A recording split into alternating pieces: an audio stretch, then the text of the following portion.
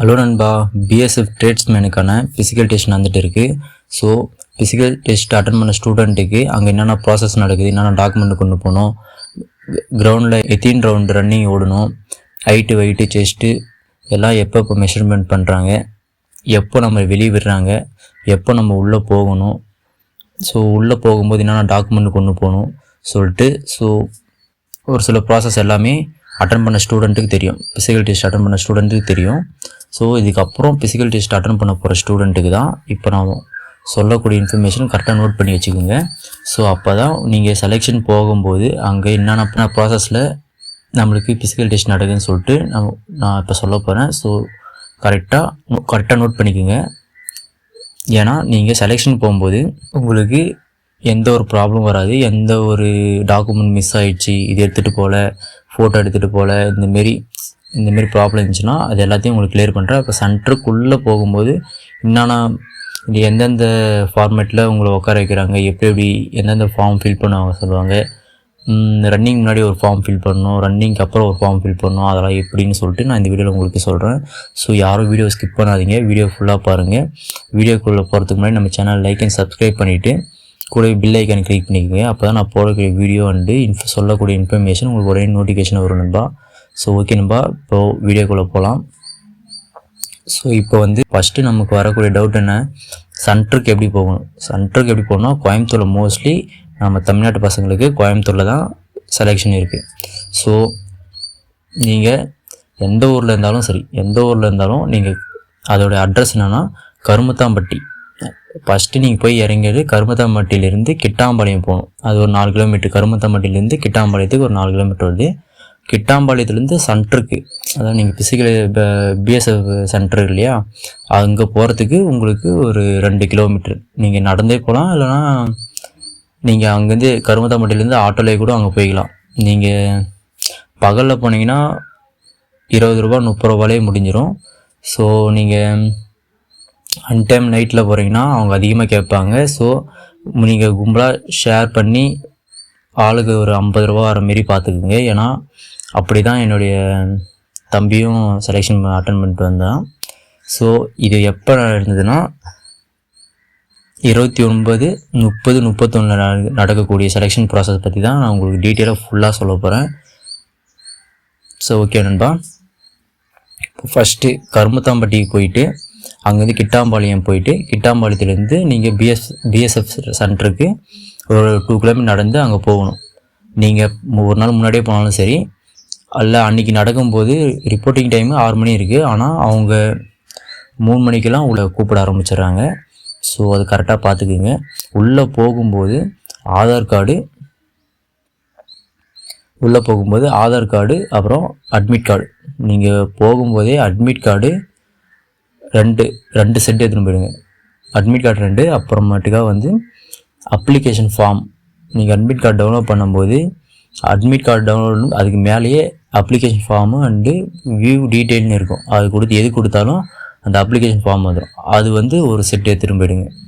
ஓகேங்களா, எடுத்துகிட்டு போயிட்டீங்கன்னா உங்களுக்கு ஃபார்ம் அவங்க சொல்லும்போது ஃபார்ம் ஃபில் பண்ணுறதுக்கு உங்களுக்கு டீட்டெயில் தெரியலன்னா அதில் ஃபில் பண்ணி செக் பண்ணி பார்த்து ஃபில் பண்ணிக்கலாம். அதுக்கு தான் சொல்கிறது. ஸோ ஓகே நண்பா, நீங்கள் கேட்டுக்குள்ளே என்ட்ரி ஆனதும் ஆதார் கார்டு அட்மிட் கார்டு வேணும். உள்ளே போனதும் உங்களை தனித்தனியாக உங்கள் ட்ரேடுக்கு ஏற்ற மாரி போஸ்ட்டுக்கு ஏற்ற மாரி உட்கார வைப்பாங்க. இப்போ ஸ்வைப்பர்னால் தனியாக, பார்பர்னால் தனியாக அப்படின்னு சொல்லிட்டு தனித்தனியாக உட்கார வைப்பாங்க. போயிட்டு ஒரு இடத்துல தனியாக உட்கார வைப்பாங்க. அங்கே ஒரு ஃபார்ம் கொடுப்பாங்க, அதை ஃபில் பண்ணணும். அது உங்கள் நேமு, உங்களுடைய அப்ளிகேஷன் நம்பரு, உங்களுடைய அட்ரஸ்ஸு, உங்களோட பர்மனெண்ட் அட்ரஸ்ஸு, உங்களுடைய கரண்ட் அட்ரஸ்லாம் எழுதிட்டு நீங்கள் சைன் போட்டு இருக்கிற மாரி இருக்கும். அப்புறம் ரன்னிங் போகிறதுக்கு முன்னாடியே இந்த ஃபார்ம் ஃபில் பண்ணுற மாரி இருக்கும். இந்த ஃபார்ம் ஃபில் பண்ணால் தான் நீங்கள் ரன்னிங்கே ஓடுறதுக்கு உங்களுக்கு சீல் பண்ணி செக் பண்ணிவிட்டு ரன்னிங் போக விடுவாங்க. அதுக்கப்புறம் முடிஞ்ச அளவுக்கு நீங்கள் சீக்கிரமாக ஃபஸ்ட்லே கேட் ஓப்பன் பண்ணி உள்ளே வர சொன்னதும் முன்னாடியே போக பாருங்கள். ஏன்னா ஃபஸ்ட்டு போகிறவங்களுக்கு லேட்டாக 8 மணி 7 மணி ஆகிடுது ரன்னிங் போடுறதுக்கு. ஸோ வெயிலில் ஏறிச்சுன்னா நீங்கள் ரன்னிங் போகிறது ரொம்ப கஷ்டம். ஸோ ரன்னிங் பார்த்தீங்கன்னா மொத்தம் 3 ரவுண்டு வரணும். ஏற்கனவே இதுக்கு முன்னாடி அட்டன் பண்ணவங்களுக்கு 2 ரவுண்டு தான் சொன்னாங்க பசங்க. இதுக்கு முன்னாடி என் தம்பி அட்டன் பண்ணியிருக்கான், அது 2 ரவுண்டு தான். ஓகேங்களா.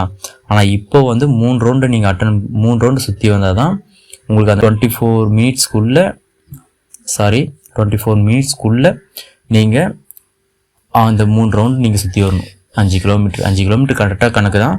நீங்கள் ரன்னிங் போகிறதுக்கு முன்னாடியே அந்த ஃபார்ம் ஃபில் பண்ணுறீங்களா, அப்போவே உங்கள் காலில் ஒரு டேக் கட்டுருவாங்க.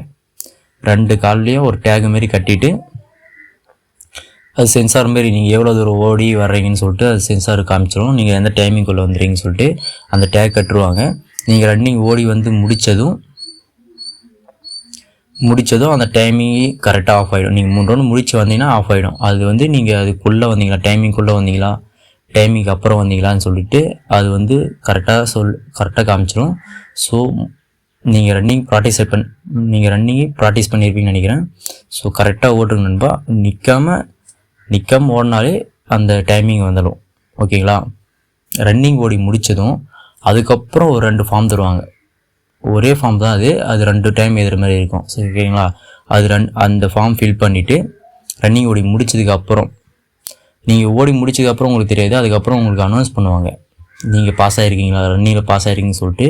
அந்த டைமுக்குள்ளே வந்துருந்தீங்கன்னா உங்களுடைய செஸ்ட்டில் நேம் இருக்கும். அந்த நேம் வந்து கூப்பிடுவாங்க. நீங்கள் போயிட்டு பாஸ் ஆவீங்க. அவங்க நேம் வரலன்னா நீங்கள் ரன்னிங்கில் ஃபெயில் ஆகிட்டீங்கன்னு அர்த்தம். ஓகேங்களா. முடிஞ்ச அளவுக்கு நிற்காமல் ஓடுங்க. நிற்காமல் ஓடினாலே நீங்கள் பாஸ் ஆகிடலாம். ஓகேங்களா. ஓகே, உங்கள் நேம் கூட்டணும் ஒரு இடத்துல தனியாக உட்கார வைப்பாங்க.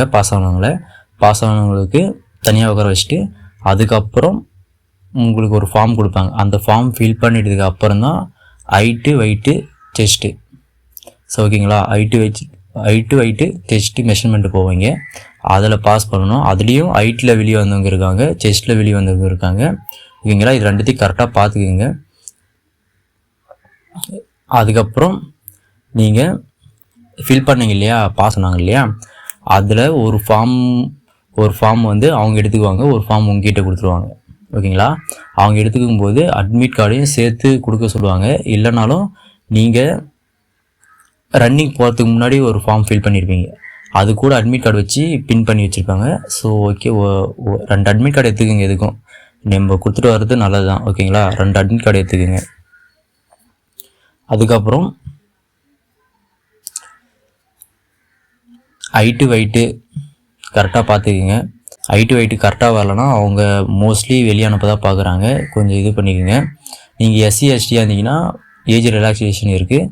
ஸோ அது என்னன்னு பார்த்துங்க. மோஸ்ட்லி நீங்கள் லாஸ்ட்டாக ஒரு ஃபார்ம் அவங்களுக்கு கொடுக்கும் தெரியும் இல்லையா, நீங்கள் குவாலிஃபை ஆகிருந்தீங்கன்னா லாஸ்ட்டாக ஒரு ஃபார்ம் கொடுப்பாங்க.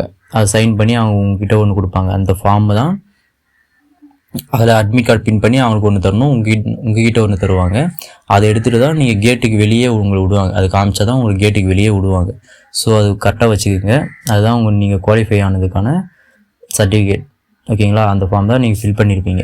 2 ஃபார்மாக ஃபில் பண்ண சொல்லுவீங்க இல்லையா, அது அவங்களுக்கு ஒன்று எடுத்துக்குவாங்க, நீங்கள் ஒன்று எடுத்துக்குவீங்க.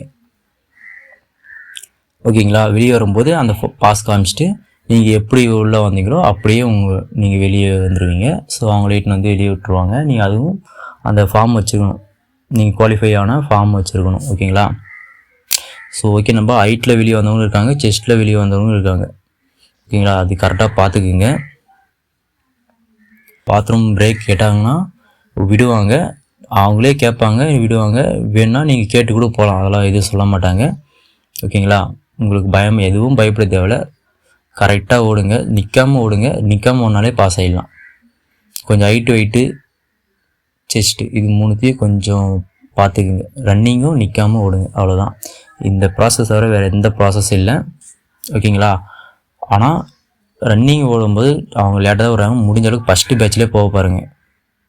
ஓகேங்களா. என்னோடய பிரதர் சொன்னது இதுதான் மொத்த டீட்டெயிலும். ஸோ கரெக்டாக பார்த்து செக் பண்ணிக்கோங்க. ஓகே நண்பா, ஆல் தி பெஸ்ட்.